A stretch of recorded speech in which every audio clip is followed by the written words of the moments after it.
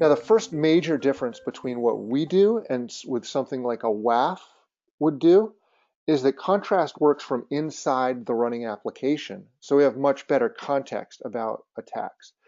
I want you to think about a WAF for a second, sitting in front of an application. And this applies to WAF or NG-WAF or any of the things that just look at network traffic.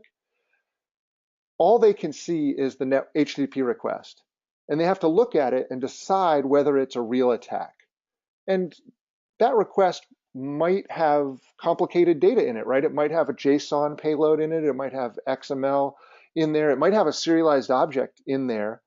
And there's just no way for a perimeter device to look at that HTTP request and decide whether it's a legitimate attack or not. So what they tend to do is they tend to guess. And they say, well, this has a single quote and equal sign and the word select in it. So I'm going to say that's a SQL injection attack. And they have to block it. And the problem with that is they're blocking too early.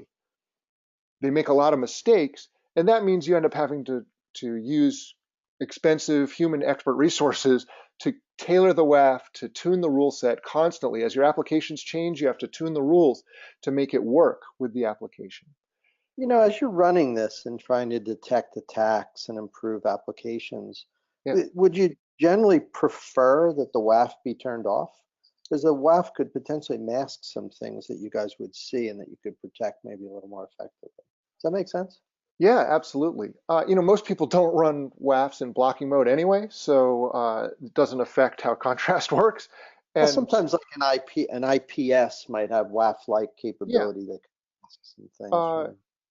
Yeah, that's an interesting question. I think, I guess I don't really care too much about what the IPS does. It might be breaking the application, but if you're investing the resources to tune it and make sure it doesn't break applications, then it doesn't hurt anything from our perspective, but it will miss a lot.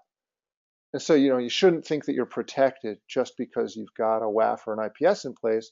They don't have the data, they don't have the visibility to block a lot of different kinds of attacks. Got it.